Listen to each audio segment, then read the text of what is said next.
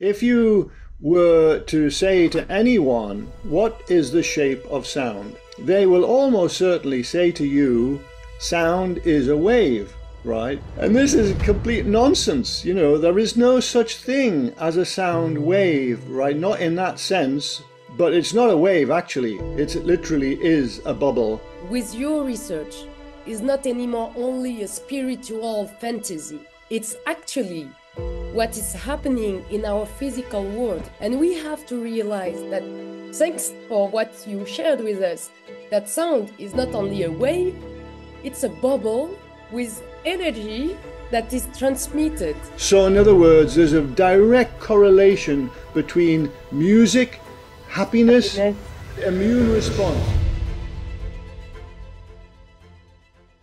Si tu passes à côté de cette interview, tu risques vraiment de rater une opportunité unique. Ce qu'on va découvrir et parcourir aujourd'hui avec le docteur John Stuart Reid est fascinant et risque vraiment de changer ta vision du monde et de la vie. Dans le monde fascinant des fréquences, et des fréquences sonores en particulier, le docteur John Stuart Reid est clairement avant-gardiste. On se pose souvent la question, est-ce que tout est fréquence? Comment les fréquences nous impactent? Est-ce que c'est vraiment une notion scientifique ou spirituelle? Eh bien aujourd'hui, on va découvrir tout ça avec le professeur John Stuart Reid, dont les recherches sont absolument fascinantes. C'est un ingénieur et un chercheur de renommée qui a montré comment les fréquences sonores organisaient la matière ou avaient un impact sur l'organisation de la matière. Donc ça va être vraiment fascinant. Pour ceux qui me découvrent à l'instant, je suis Alem Schroeder, fondatrice de Revealing depuis 2022. Depuis, j'ai la chance immense d'accompagner de nombreuses âmes à se révéler et à déployer leur plein potentiel. Si vous voulez en savoir plus sur moi, je vous laisse cliquer sur le lien dans ma bio ou dans la description de cette vidéo.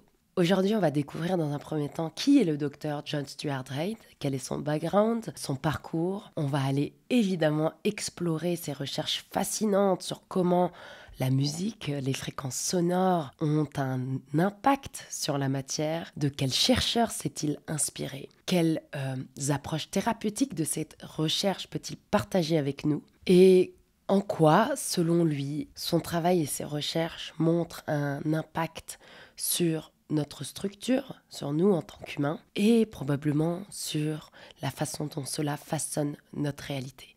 Alors restez bien jusqu'au bout parce que ça s'annonce vraiment fascinant. Je suis tellement honorée de pouvoir le recevoir aujourd'hui. C'est une interview en anglais, mais tout sera sous-titré et ça vaut la peine de s'accrocher. Hello, thank you, Dr. John Stuart Reid, for being with us on Revealing Channel. Your work and research is just fascinating and amazing, and I'm so honored and so happy to have you with us today to share all your knowledge and all your vision about how frequency is shaping matter. And thank you also for being with us and for your time. Thank you very much. Thank you very much, Lauren. It's wonderful to be with you, and thank you for that lovely introduction. Thank you, John. Before we start, can you just introduce your background and your journey shortly? Sure, thank you. Well, I'm an acoustic physics scientist, and but I haven't always been that. I actually, for the first 30 years of my career, I was an acoustics engineer. And then I had an experience, I think you know, and probably many of your viewers know, that I had a life-changing experience in the Great Pyramid in 1990, well, 96 and 97, but the main was 97. And it completely changed my life to the point where when I returned to the UK, I immediately put plans in action to sell my acoustics consultancy business, which took 2 years. And then following on from there, I basically changed my hat and became a scientist. I'd always wanted to be a scientist, and it was actually my father, going way back to my youth, who suggested, you know, going into engineering first. And it turns out that he was absolutely right. Because, you know, many scientists don't have a lot of engineering knowledge, and of course many engineers don't have a lot of scientific knowledge, but having both really allows me to see a very broad view of science, because very often the engineering points me in a certain direction. So I can kind of look down. I have an umbrella view, is the way I think of it, and I can see connections in the way that an engineer might not or a scientist might not. And but having both is really a great asset. So now I'm an acoustic physics scientist, and my two main areas of interest are cymatics, which is the science of sound made visible, and not in a spectrographic sense, because many people say to me, well, we can already make sound visible with a spectrogram or whatever, or spectrograph. And I say no, because nature does not use graphs. This is not how nature sees sound. Nature would see sound in a spherical form. And so this is what the Cymascope instrument does that you see right behind me here. It allows us to see a cross section through the sonic bubble and shows all of the intricacies of the sound, but in a visible form. And so that's one of my areas of interest is cymatics. I've been studying it now for over 25 years and all of the many applications that derive from it. And the other main area of interest for me is how does sound trigger or support the body's innate Mhm. natural healing response and Amazing. the biological effects basically of sound on our own body and the reason that I became so fascinated in that subject is because of the what actually happened in 1997 in the Great Pyramid, which was that I had entered it in order to carry out a cymatics experiment, but I was in great pain, as I went into the pyramid that day because of a low back injury that I had sustained 3 weeks earlier. Turns out that that injury was a great gift, because within 20 minutes of making sound in the King's Chamber for this particular experiment, all of the pain left me, never came back. And so that Amazing. it was amazing. And in the moment, I just thought I was very excited actually because of what I was seeing cymatically on the membrane that I had stretched across the top of the sarcophagus, this box of rose granite that had been fashioned by the ancient Egyptian craftsmen. And I was seeing what appeared to be ancient Egyptian hieroglyphs emerging in the sand that we'd sprinkled on the membrane. So, I was really excited. I mean, about seeing these hieroglyphs. It was an astonishing moment in my life. But then, equally astonishing, after 20 minutes of being excited and seeing these hieroglyphs emerge from sound, then I suddenly realized that there was no pain in my lower back, and in that moment, I thought these are natural opioids, endorphins running in my bloodstream because I was so excited. Who wouldn't be under those Yeah, of course. circumstances? So I thought, well, fine, this is helping me to carry out the experiment because prior to that, I'd been in such great pain, and it was really difficult. It's really difficult to think clearly when you are in great pain, isn't it? Yeah. Anyway, so, but then of course, it turns out that when I, helped to pack up the equipment, I was actually fit. I felt strong. And then, getting back outside the pyramid, going back to the hotel, I thought, is the pain not going to come back? No, the pain did not come back. And that really got my attention. I thought, oh my goodness, this is something almost magical, that had happened here. Clearly, there was a scientific reason for it, which I now know, by the way. I understand how that pain had been not only mediated but banished completely. So, that was an amazing experience for me. And of course, in the same intervening years, apart from studying how does sound support healing in the body, and also music, of course, not just pure sounds, but music. But in addition to that, I have developed the Cymascope instrument that you see right behind me here. Thank you And for sharing your journey and your background thank and you. what makes you really making this step to to explore, analyze, and do this research on how sound affect us, how yeah, waves, frequencies affect us. And my next question, and also just to share also something with you, it's amazing how in life the most difficult time, like the most hard time, are really keys. Like always say, like is a blessing for something that we didn't know yet. And yours was going through all this pain to give to your research another direction, another view. And most of the time we need, like, yes, you saw it in the pyramid. You saw this hieroglyph in the pyramid, but also you experience it. You experience something in your body. And when you experience and feel a change inside of your being, this is also something else. So thank you for sharing that. And yes, my next question would is that you create this cymatic instrument for your research. Can you tell us more? Because this is your engineer hat, no? Right, yes.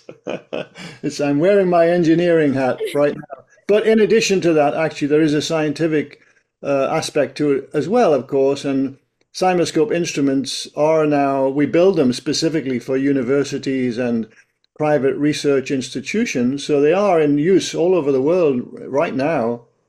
And but you know the how the Cymascope works is by transferring or transposing sonic periodicities of sound, in other words, into water wavelet periodicities. So essentially, when sound interacts with matter in a small area, it creates a pattern of energy.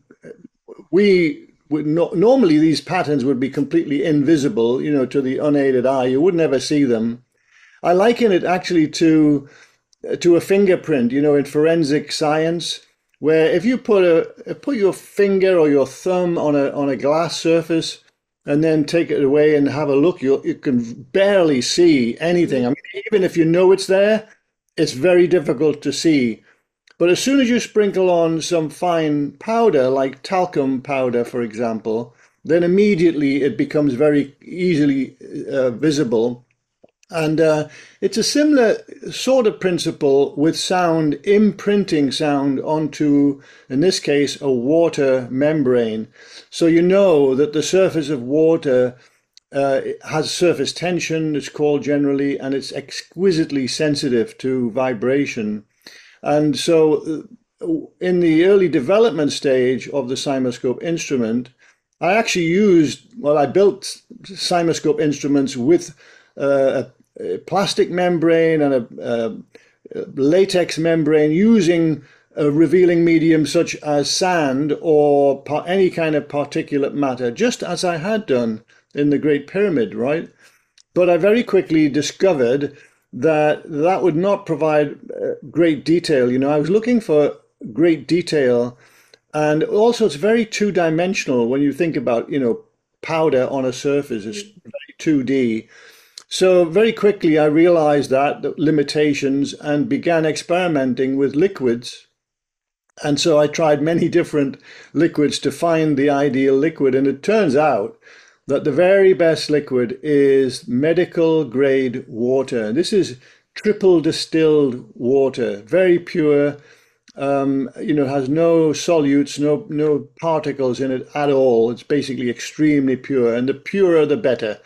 And this gives us replicable results. And in science, you have to have replicable results.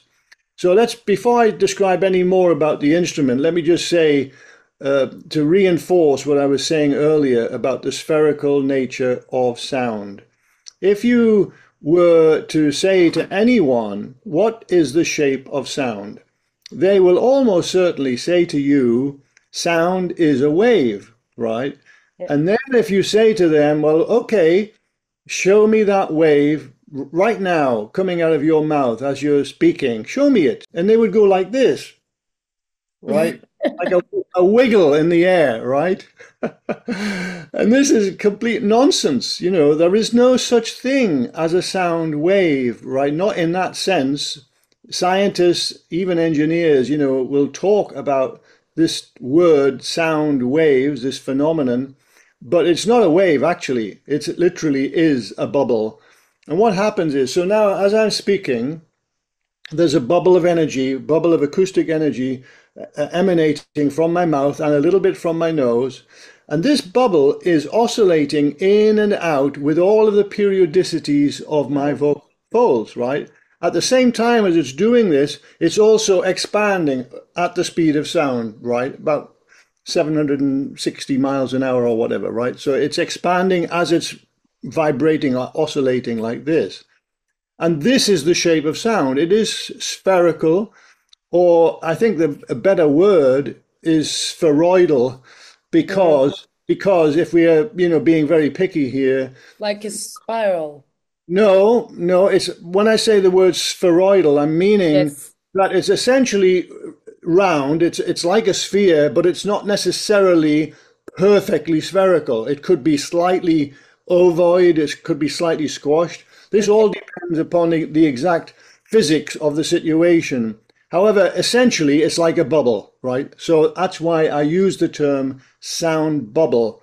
And these sound bubbles are all around us all of the time. Why? Because sound is always present. You can never, on this earth, you can never be, you never get away from sound. It's always present in the environment.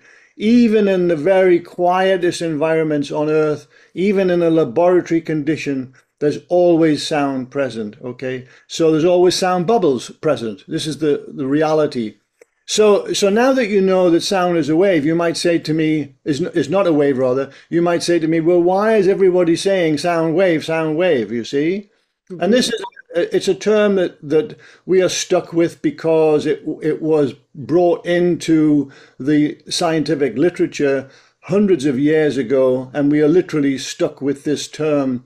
And even if you look in physics books, and you look at the shape of sound in a physics book, it will show you the bubble of sound. And then it will say underneath, a little legend underneath, this is a sound wave, right? So they're using the wrong term for what is actually a bubble.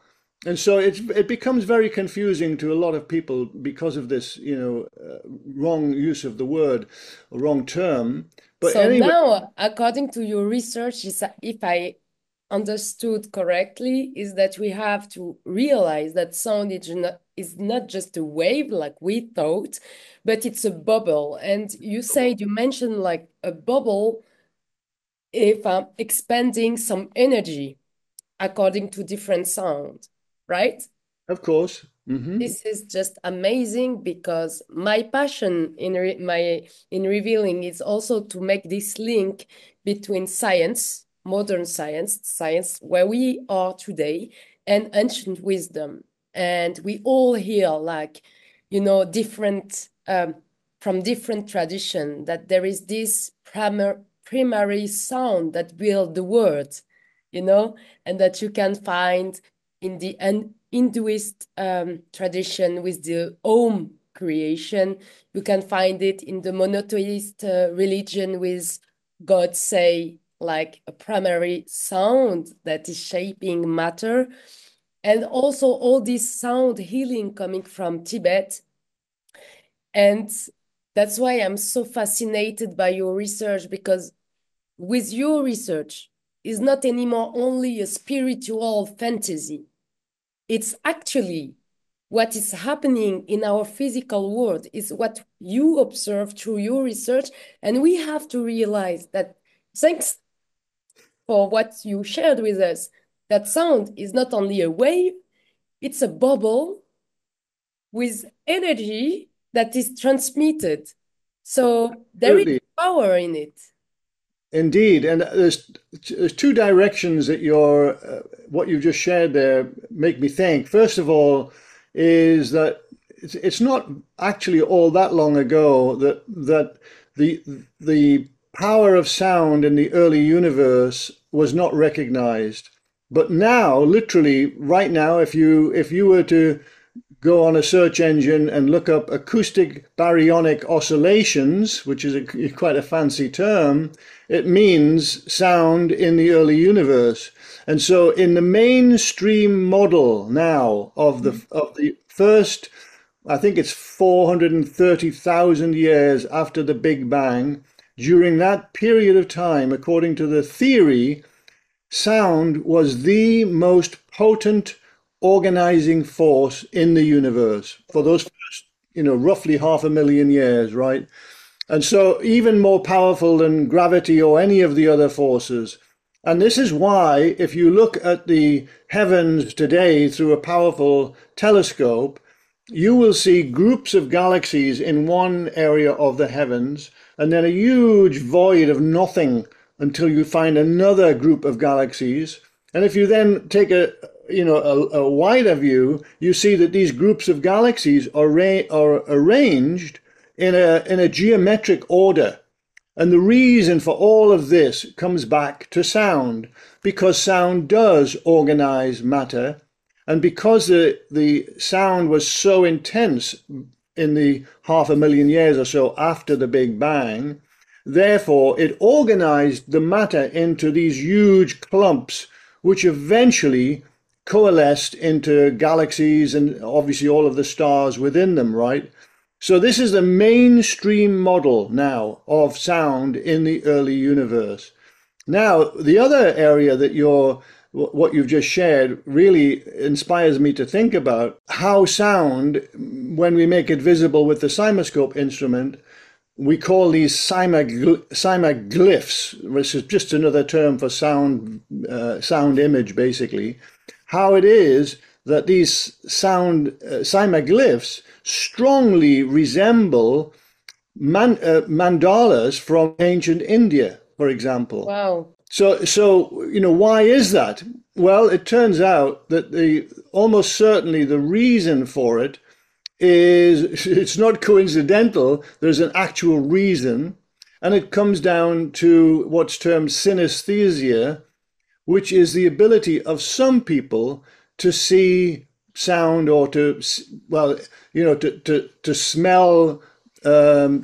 sound. Basically it's a cross wiring of the senses, and some people have synesthesia in different ways. I have met a couple of people in my lifetime that had the ability to see sound and to turn it on and off just like a switch. Now, Wow. let Really? me, yes, I've met people like this, a couple of people that could do this. And I actually have this effect myself, not like that, I can't turn it on or off. But I tell you how it happens with me. If I'm going to sleep, I'm on the verge of sleep, so I'm not awake and I'm not asleep either. I'm in that kind of, Mm-hmm. twilight between sleeping and waking. I'm almost asleep. If at that moment there's a sudden sound, loud sound in the bedroom, let's say, I don't know, something falls off a shelf, a book falls off a shelf or something like that, right? And there's a sudden loud sound, then in my mind's eye, I see a beautiful circular cymatic pattern, right? And with highly detailed, but also always monochrome, always black and white. There's never any color. It's just basically a black and white photo of the sound made visible. Now, how does that work?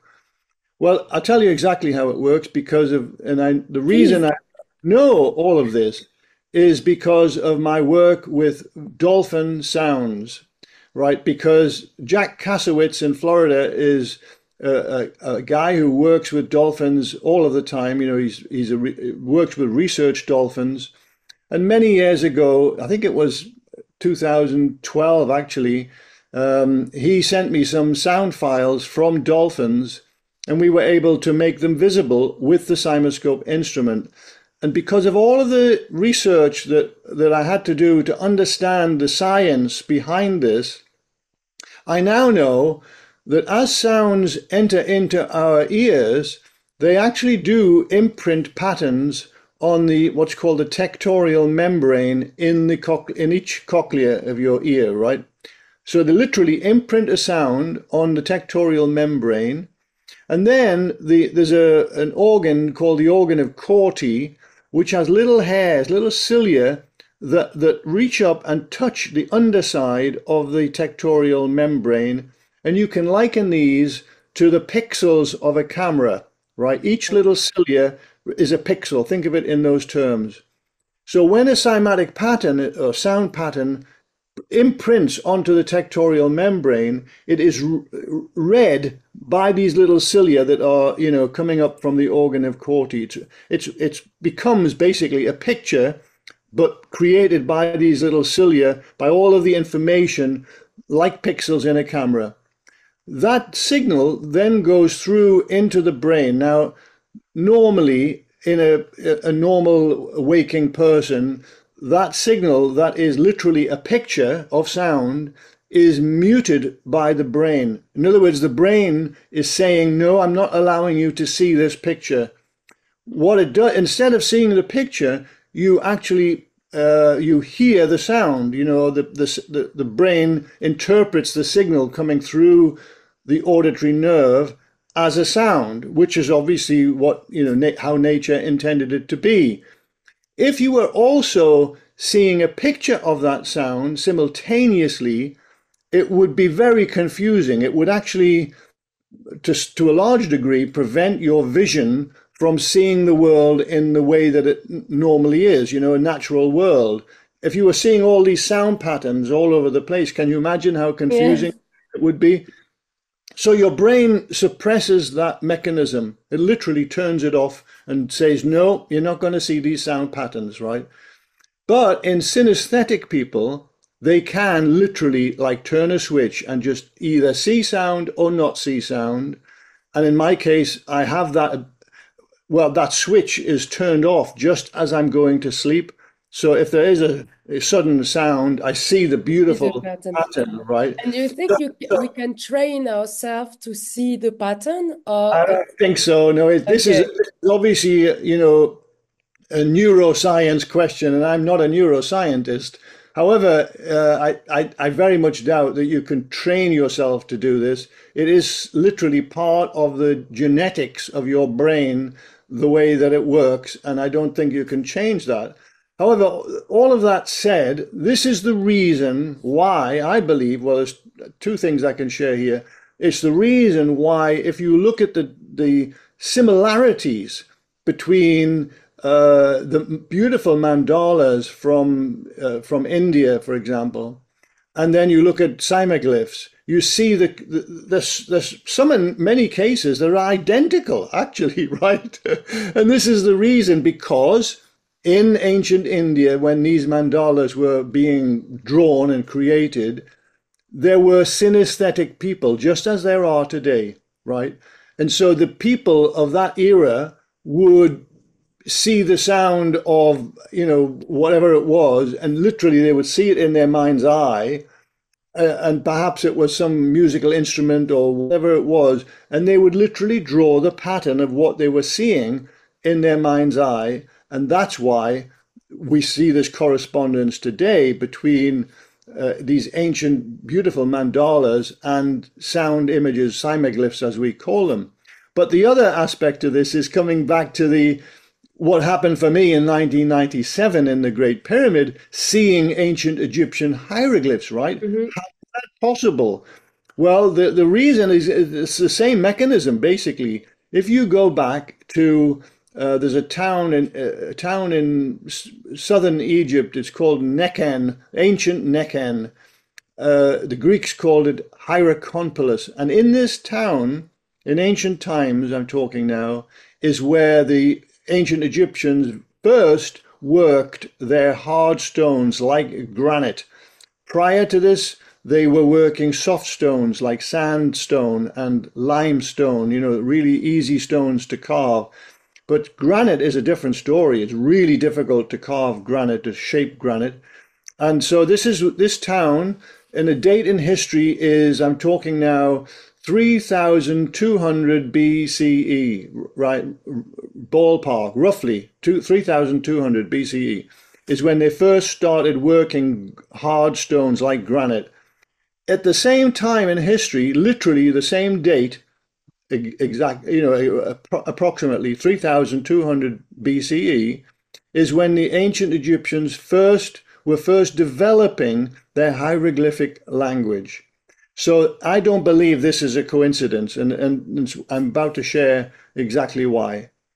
So in this town, you can imagine the sarcophagus that's destined to go into the Great Pyramid of Egypt, right? This is where they were working it. So they brought the granite upstream from Aswan, where they had quarried the granite, as a block of granite. So they have to shape the outside of the block into, nice, clean lines. They have to do that. And they also have to hollow it out. And specifically, as you are hollowing out granite, you have to use tools. And these tools, when you strike the granite, create a ringing sound. And the reason that granite rings so powerfully is because it contains about 20% quartz crystal. This particular granite from Aswan, about 20% is crystal. So you can imagine now, every time you strike the granite, it's going bang, bang, right? It's making these really loud ringing sounds, just like a bell, essentially. But these sounds are actually natural sounds, of course, and they contain information. And if you then make these sounds visible, then you would see, in many cases, what look like hieroglyphs. Amazing.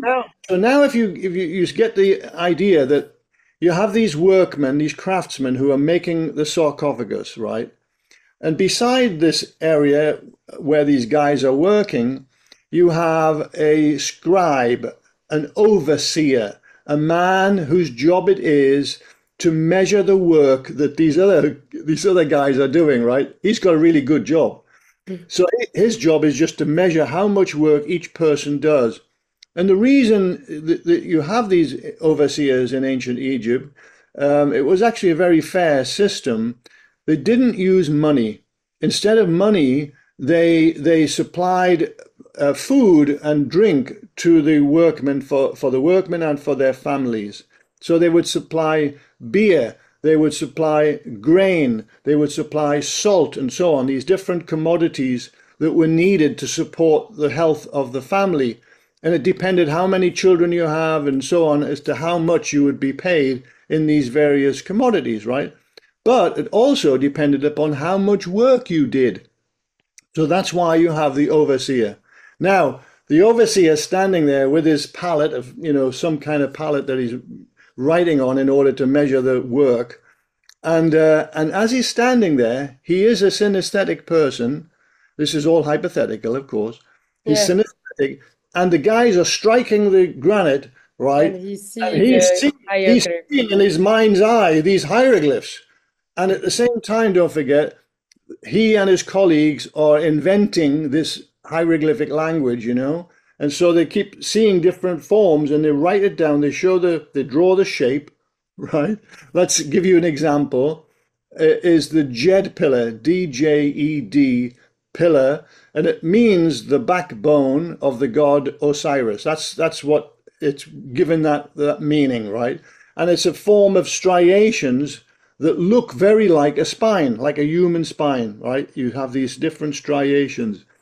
So you strike the granite, you see this in your mind's eye, these striations, you write it down on your palette here in front of you, and we say, oh, we'll keep that. That's a really great image. We'll use, because it looks like a spine, we'll ascribe that to the backbone of the god Osiris. Okay, we'll use that as you see, and so all of these there's another one I can share, which is a circle with a circle inside it, a smaller circle. That also comes out of the granite. And in this case, they because it looks like the sun, they give that one the name of Ra, the sun god, and so on. All these different hieroglyphs, you see. And then 4,500 years later, or whatever it was, no, it'd be longer than that, wouldn't it? But it would be 5,200 years, however many years later, I go into the Great Pyramid and I stretch a membrane across the open top of the sarcophagus, sprinkle on some sand as a revealing medium, excite it with sound from a little speaker placed in the bottom, and then I see the same hieroglyphs that Yeah. I saw thousands of years earlier. You see this? Amazing. No, It is amazing. amazing. Hmm. But I never heard some hypothetical story about the pyramid and the hieroglyph, hieroglyph as you mentioned. It's just amazing, and it's also great to see how sound, everything in ancient wisdom or ancient culture came out of sound. Mandalas, hieroglyph, hieroglyph. I'm sorry, I can't say it in English. That's okay. And by And the way, I'm giving you specific examples here of synesthesia, but I'm not saying that the whole of the hieroglyphic language was based on sound. yes, It's not. Obviously, they would add other symbols, natural symbols. They added birds. They love birds. And it's the direction that the bird is pointing, which shows you where to start reading, because you can read right to left or left to right, or up and down. The Egyptians were very, they had these different ways of reading. So depending on where the bird was pointing its beak, so they had many different natural symbols as well in their hieroglyphic language. But some of them definitely are based on sound, as I have correct. been able to demonstrate. And to come back to the power of sound, I would love to have your insight on different. So we just saw that we have to forget about seeing sound as a wave. So seeing sound as a wave is also a way to when we hear different frequencies. Now we have like this healing sound with different frequencies, but the frequency is linked to a wave, not to a bubble of sound. But in your research, did you explore like the impact or the pattern of different frequency, like 528 432. or 32 and so on? Yes, I have, but I just need to correct what you've just been saying there about, sound waves versus bubbles. You really do need to forget this term. Well, I can't forget it, but to not use this term sound waves because it is an incorrect term. Okay. Think of sound. You're right. Think of all the sounds that you've ever heard from your birth have arrived at your ears and your body as bubbles, basically, right? And of course, the bubble is vibrating as it literally impacts on your skin or on your hearing system, and it vibrates the tympanic membrane in the cochlea, of course, but also the that the front of that bubble as it impacts on you has many different biological effects. Could talk about if we had time to Yes, talk please about go that. ahead because it's really fascinating to. I really want to take this opportunity to have you today to explore like this how sounds can affect our biology, how sounds can affect our reality, because if we take the hypothesis, the assumption that is everything is vibration, a sound bubble is vibrating, it's an energy, like you said, so it's affecting us. You said it, that it's reproducible with water. And in previous interview, I also had the honor to have Professor Gerard Pollack. We know as a human being that we are 99% of water in molecule. And we know now that there is a fourth phase that is like that is recording all the information around us. So please, if we have some times now, could you share, according to you and your research, how sound is affecting our body, our biology, and how sounds can have an impact on our influence, if I'm I'd be very happy to do correct? so. It's a very big subject, so I'm going to only give you a very short version of some of the mechanisms involved because, we could talk literally all day about this subject. The first mechanism I'd like to share relates to how I was healed in the Great Pyramid, in 1997. It turns out that it wasn't literally a healing. I don't think in this case we can really genuinely use that word healing, but I'm going to explain the mechanism of what was happening in my body. So 3 weeks before going out to Egypt, in this case, I injured my lower back, as I mentioned. So I lifted something at an awkward angle and basically tore a muscle in my spina erector muscles. Whenever you have an injury in your spine, your body it has an innate intelligence and it knows what to do to protect that injury, okay, until it heals. And what it does is it creates a spasm in the muscles in that area of your spine. The reason for the spasm is to splint, this word splint, like how if you broke a bone, you would put a splint, something stiff, across the break in order to bind it together so that it doesn't move, right? Well, your body does this naturally as well if you have an injury in your spine. It splints, and very often the splint, in this case, the spasm, creates more pain, a lot more pain than the actual injury itself, right? So in my case, okay, I injured my lower back. As I say, I tore a muscle. That was painful, but then within a few minutes, the pain became excruciating. It was so powerful. And the reason for that is this spasm. Now, if I can explain a little bit about how a spasm is created in the body from a biological perspective, it's created in a similar kind of way to the way if you have a cramp. I think you and probably all of us at some point have had a cramp muscle. And how that works is because you have created a situation in your body where certain muscles, say in your leg or whatever it is, have been starved of oxygen, right? And in this situation, when there's no oxygen available to feed the muscles will sometimes naturally cramp. This is a lack of oxygen, basically, in the muscles. And your body can arrange for this to happen automatically, and it does if you have an injury in your spine. So in my case, there was a situation where the spina erector muscles were in extreme spasm, causing a lot of pain. However, in the 3 weeks leading up to me going out to Egypt, what I believe had happened is that my muscles, the muscles that had been damaged had naturally healed, or let's say almost all of the healing had taken place in those 3 weeks. But the spasm was still very much in evidence, right? Because I was in a lot of pain. Now, how does sound then release that spasm and allow me to be free of pain? Okay, this is the number one mechanism that I'm describing now.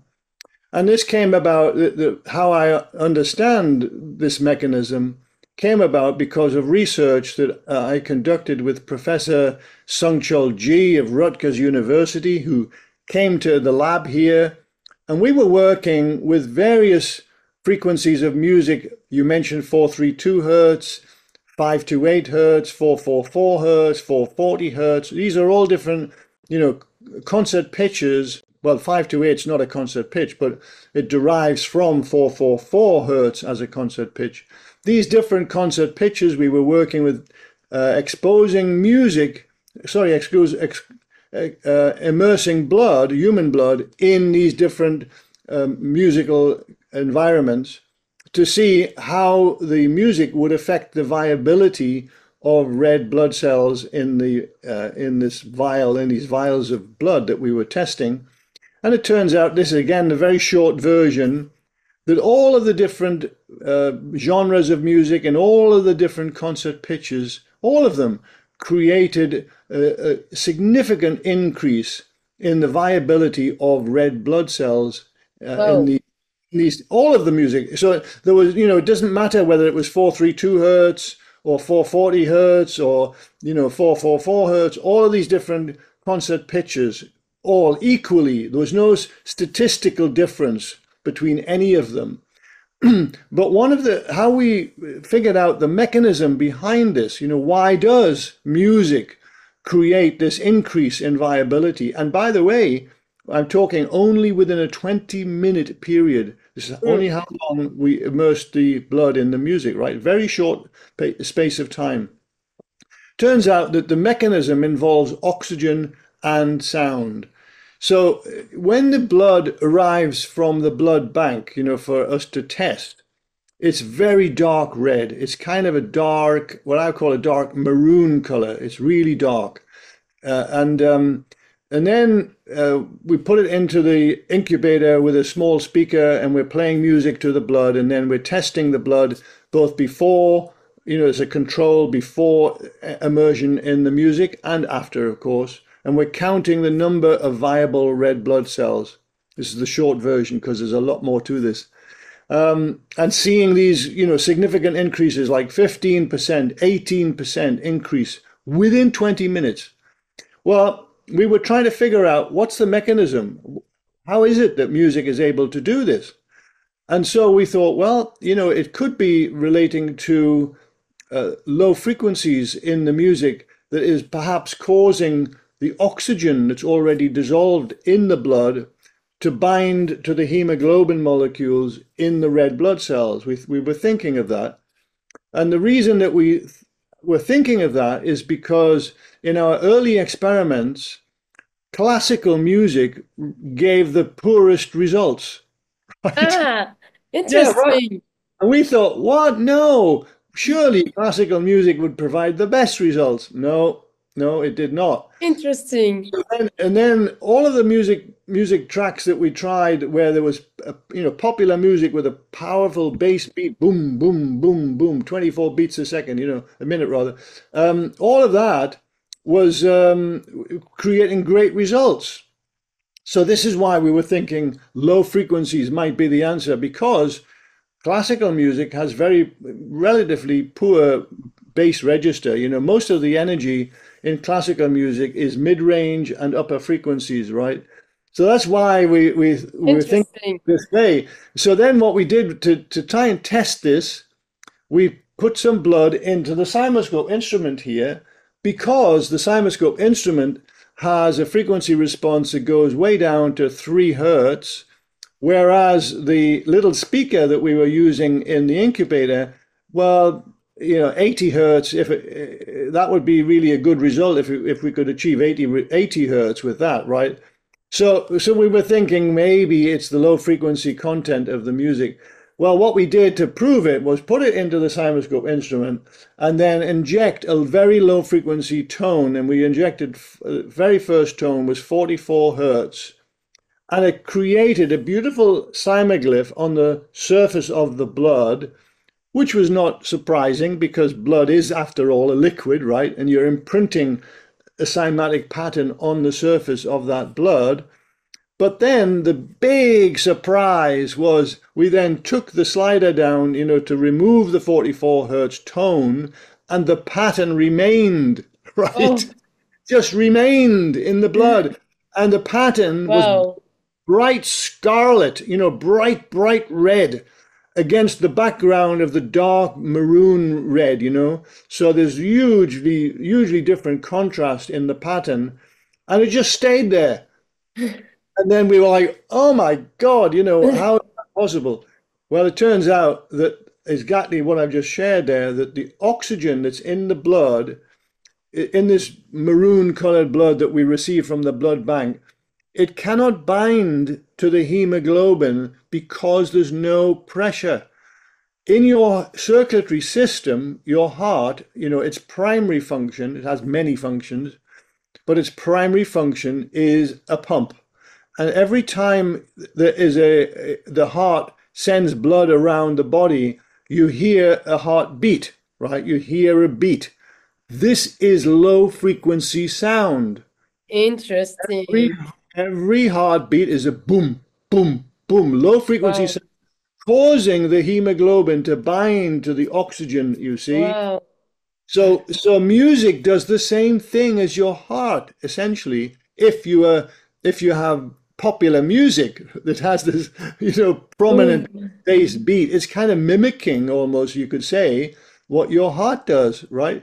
And so this is why, now going way back to the Great Pyramid again, 1997, the low frequency sound that I was creating in the King's Chamber actually caused massive amount of oxygen in my bloodstream to bind to the hemoglobin, and essentially the hypoxic situation in my muscles that were literally cramping and causing all this pain, that hypoxia just basically dissolved away and was replaced by normal muscle movement.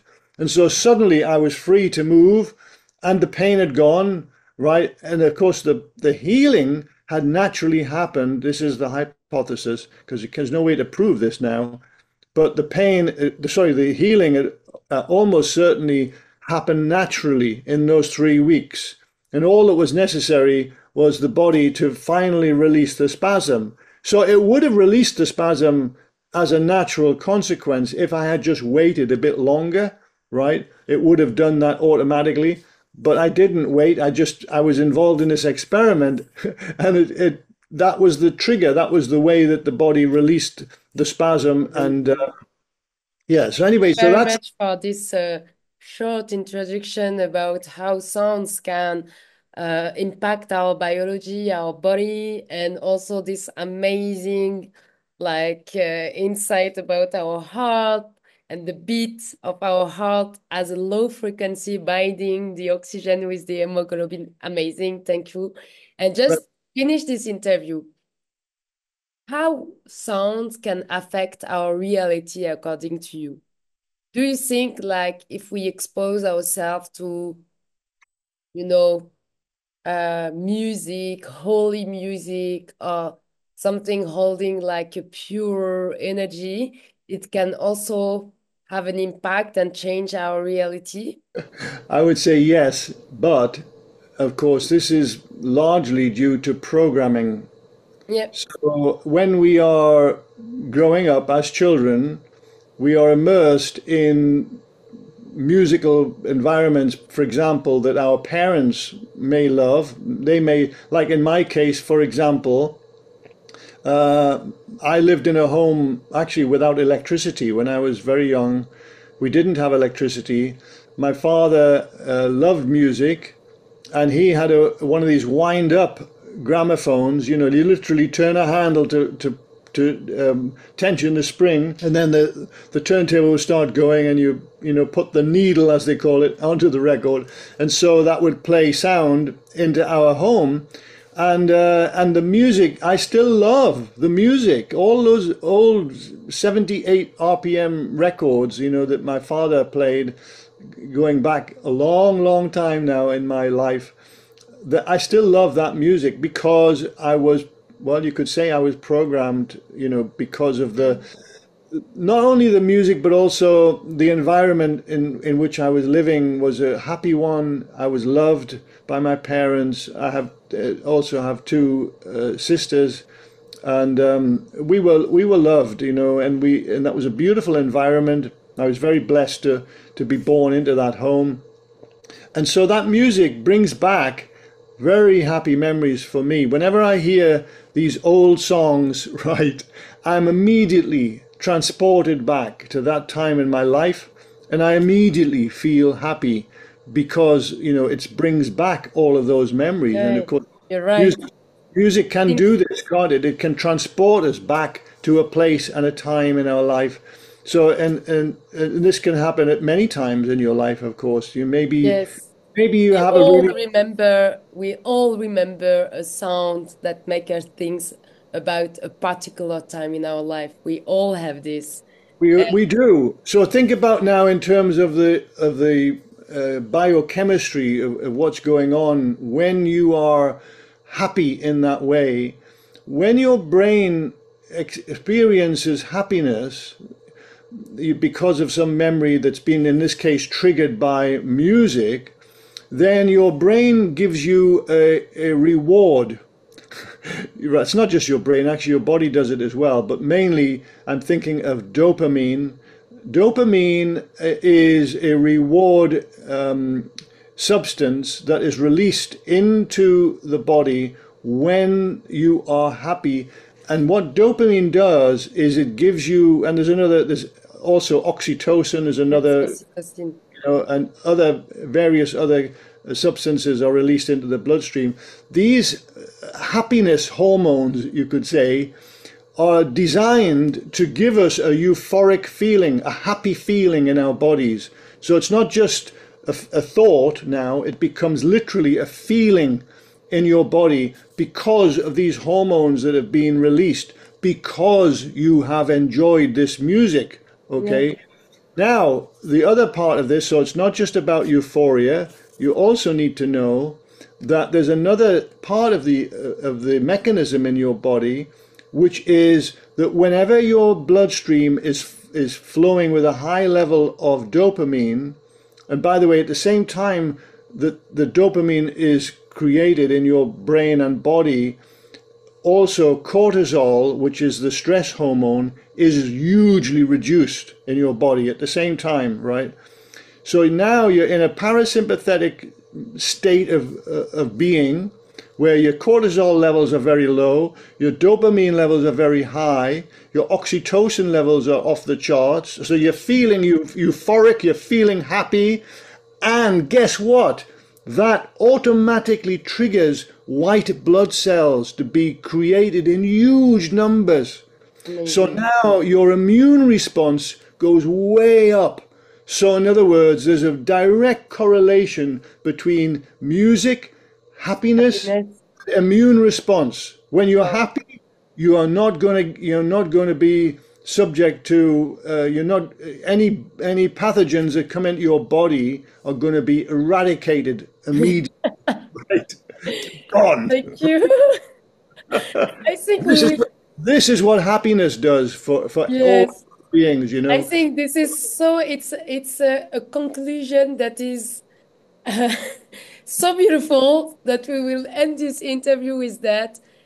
Thank you so much. Thank you so much, Dr. It's a great pleasure. And by the way, we've only just scratched the surface here. Yes, I know. So for everyone who wants to know more, to explore the research of Dr. John Stuart Reid, I will put the link in the description of the video so you can really follow your amazing work that, as you said, we just scratched the surface of it today. But for me, it was an amazing opportunity to share to my audience. Thank you so much. And by the way, if I may just add that all of the research that we conduct here is all supported by our own income. We generate our own income, and how we do that is via our little shop. We have soundmadevisible.com. So if you want to support the research, just go to soundmadevisible.com, and there you will find a nice little shop with books and all sorts of relatively inexpensive items that will really give you joy in your life. So please do get the opportunity. We will put also the link in the description, and I will also directly go visit your shop and buy the book to know more about your research. And also our research website, of course, Cymascope.com. That's also that is a free resource of many different aspects of the science of cymatics. And thank you so much for this. Thank you. Thank you so much. Thank you very much. Another time, I hope. Thank you. Si tu as aimé cette vidéo et que tu aimes cette chaîne Entre Science et Conscience, je t'invite à soutenir mon travail pour seulement 1 € symbolique par mois. Élevons-nous ensemble, faisons grandir cette belle communauté consciente et bienveillante. Je vous en suis infiniment reconnaissante.